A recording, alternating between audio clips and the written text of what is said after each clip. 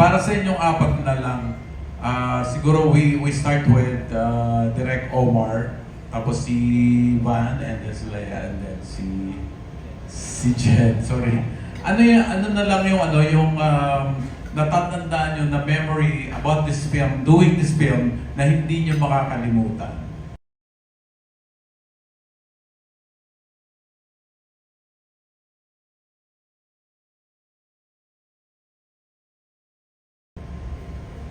Actually, madami.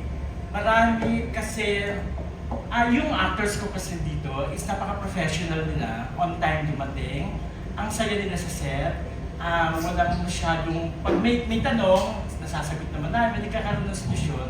So, hindi ko makakalimutan din yung nakasama ko silang apat bilang first time ko sila na feeling ko 10 pelikula na nagawa namin sa set. So yun po. Thank you. Okay. Hindi, ibig sabihin na parang nahirapan ka because parang 10 pelikula yung ginawa mo. Siguro yung friendship namin, apat. Okay. Okay. Si Van Allen. Pinaka hindi ko makalimutan yung eksena namin ni Jens dun sa may gubat kasi first time ko rin po kasi sa may ilog or sa gubat na may pag-bed scene tapos medyo tabi pa namin yung apoy so medyo memorable siya. It's nice to shoot kahit it's uncomfortable. Na-feel ko naman na si Jen, she didn't show any arte or uncomfortable during the scene, and ako rin, I didn't show any signs na I'm being uncomfortable, pero like super memorable siya kasi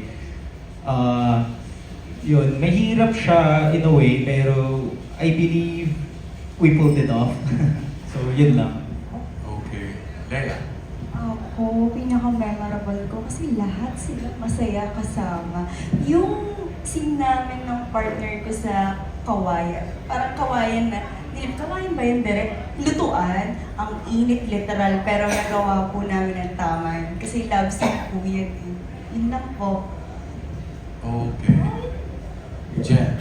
Ako madami akong hindi makakalimutan sa movie na to. Pero meron akong isang ginawa sa movie na to na hindi ko pa ginagawa sa lahat. Yun yung eksena namin ni Nandine, na naghubad ako ng towel sa harap niya, as in wala akong plaster.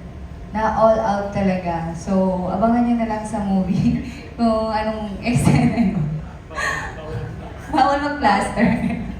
Ayun, for me yun, kasi dito ko lang siya ginawa, kaya special sa akin tong movie na to.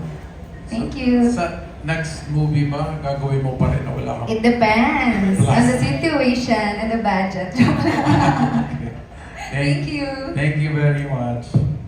Thank you. That was Sir Eugene Assis of People's Journal. Up next.